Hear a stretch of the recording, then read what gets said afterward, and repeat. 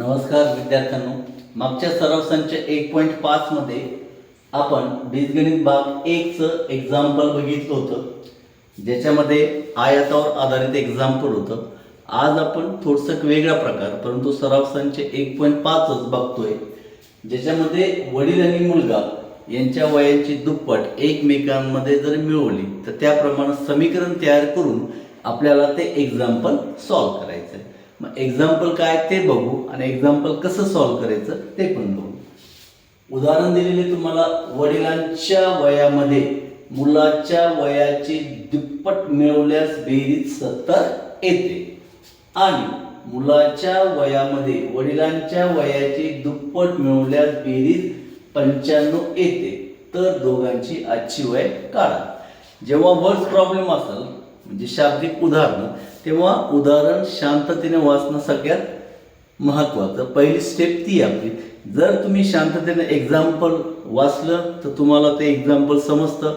समजल्यानंतर तुम्हाला काही गोष्टी ॲझ्युम करायच्या, त्याच्या अटीनुसार उदाहरणातील अटीनुसार समीकरण तयार करायचं आणि समीकरण तयार केल्यानंतर दोन्ही समीकरणाला एकत्र आणायचं, त्यापैकी एका चलाचं निरसन करून समीकरण सोडवायचं आणि जे तुम्हाला प्रश्नामध्ये विचारलंय, आजची वय म्हणा किंवा लांबी रुंदी क्षेत्रफळ परिमिती जे काय असेल ते आपल्याला काढावं लागतं. बघूया मग स्टेप बाय स्टेप. मग सगळ्यात पहिले आपल्याला विचारले तर दोघांची आजची वय काढा. मग आपण ॲझ्युम करू, समजा वडिलांचे आजचे वय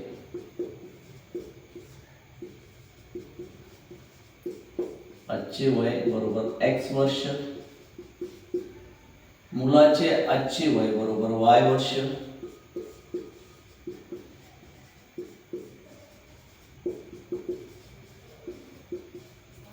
वडिलांचं वय x वर्ष ॲझ्युम केले, मुलाचं आजचं वय y वर्ष ॲझ्युम केले. आता उदाहरणातील अटीनुसार, उदाहरणात 2 अटी दिलेल्या आहेत. पहिल्या अटीमध्ये मुलाच्या याच्यामध्ये वडिलांच्या वयाची दुप्पट मिळवली, पहिल्या याच्यात वडिलांच्या याच्यामध्ये मुलाच्या वयाची दुप्पट मिळवली. मग दोन्ही अटीनुसार समीकरण आपण तयार करू. उदाहरणातील पहिली अट इथे लिहायचं. उदाहरणातील पहिल्या अटीनुसार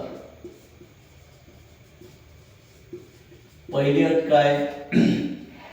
वडिलांच्या वयामध्ये वडिलांचं वय x, मुलाच्या वयाची दुप्पट, मुलाचं वय y, दुप्पट, पट म्हणजे गुणिले, पट म्हणजे गुणिले, y मुलाच्या वयाची दुप्पट म्हणजे त्याला 2 म्हणजे तिप्पट म्हणले की 3, चौपट म्हणले की 4, x अधिक 2y बरोबर 70. हे झालं तुमचं समीकरण क्रमांक 1. सेम उदाहरणातील दुसऱ्या अटीनुसार, दुसरी अट काय आता की मुलाच्या वयामध्ये, मुलाचं वय म्हणजे y, तर वडिलांच्या वयाची दुप्पट, वडिलांचं वय x त्यांची दुप्पट 2x, y अधिक 2x बरोबर 95. हे झालं समीकरण 2.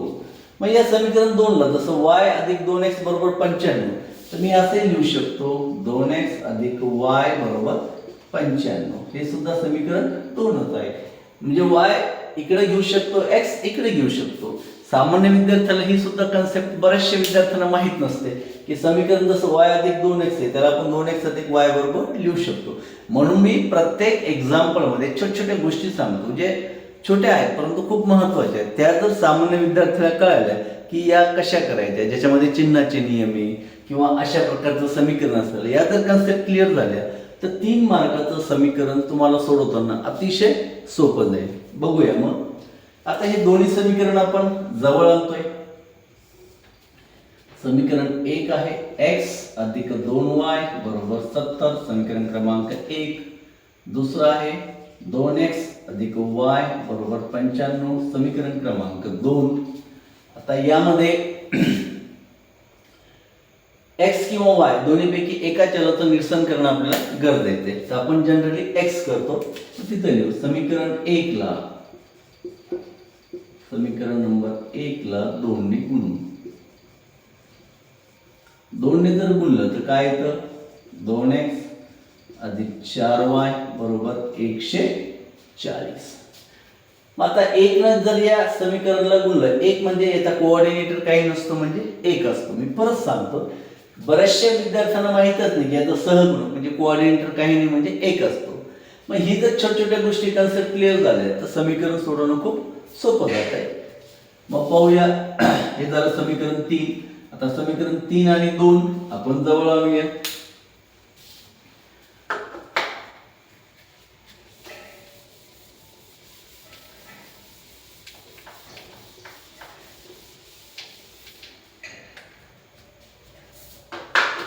मग समीकरण 3 आहे तुमचं 2x अधिक 4y बरोबर 140. समीकरण क्रमांक 3.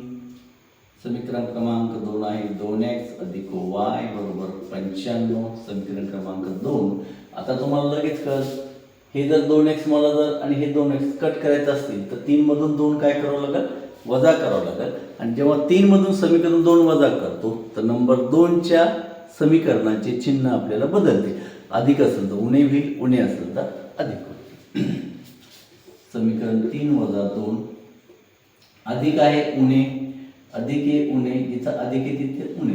अधिक 2x उणे 2x कटले, 4y मधून y गेले 3y, 140 मधून 95 गेले, 10 तून 5 गेले 5, 7 साला 1 किती 10, 4 14 साला 1 किती 45. म्हणून y बरोबर 45 भागिले 3.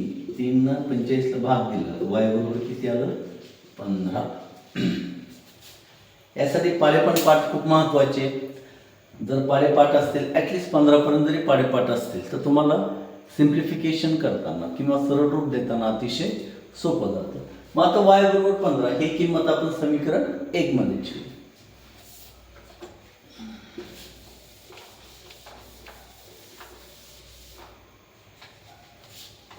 मग समीकरण 1 काय आहे बघूया आपण.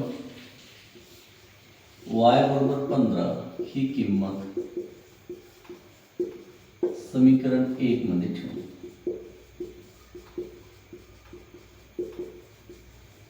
समीकरण 1 काय, वडिलांच्या वयामध्ये म्हणजे x अधिक 2y बरोबर 70. ज्या ठिकाणी y आहे किंमत किती ठेवणार आपण 15. म्हणून x अधिक 2 गुणिले 15 बरोबर 70. म्हणून x अधिक 30 बरोबर 70. x बरोबर अधिकचे 30 तिकडे जाताना उणेचे 30, x बरोबर किती आलं 40. But what is x and what is y. मग x काय y काय जे आपण अझ्युम केलेले म्हणून तिथं लिहायचं. परंतु x बरोबर वडिलांचे आजचे वय, आजचे वय बरोबर 40 वर्ष व y बरोबर मुलाचे आजचे वय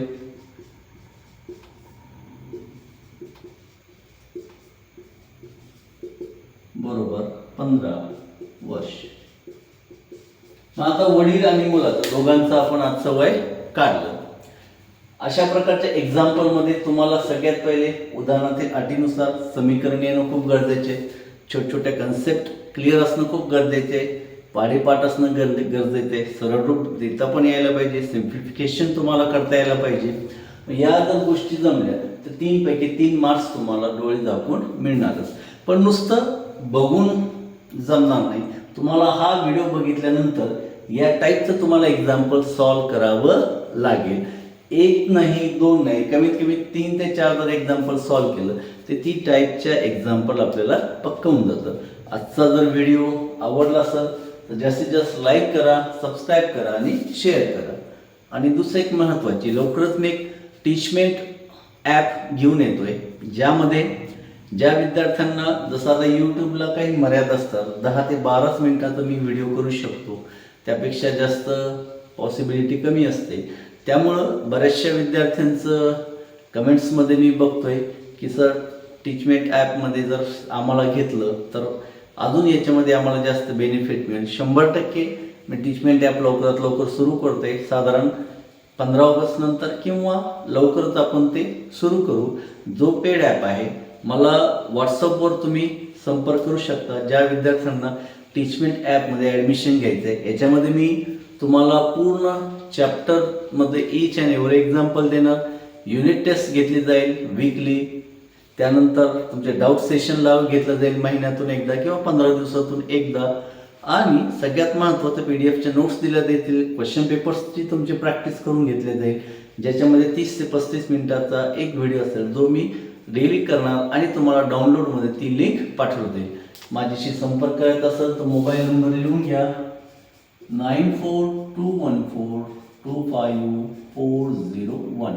हा माझा व्हॉट्सअपचा नंबर आहे, देशमुख सर.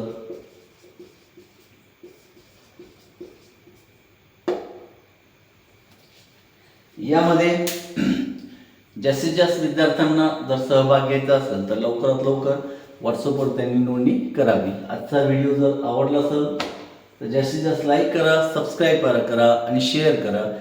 पुढच्या नेक्स्ट व्हिडिओमध्ये आपण लवकरच भेटू. नमस्कार.